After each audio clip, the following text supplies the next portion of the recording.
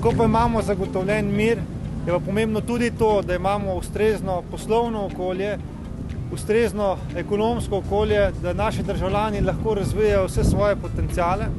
In tukaj je ključno, da si država ne odreže preveč od dela ljudi.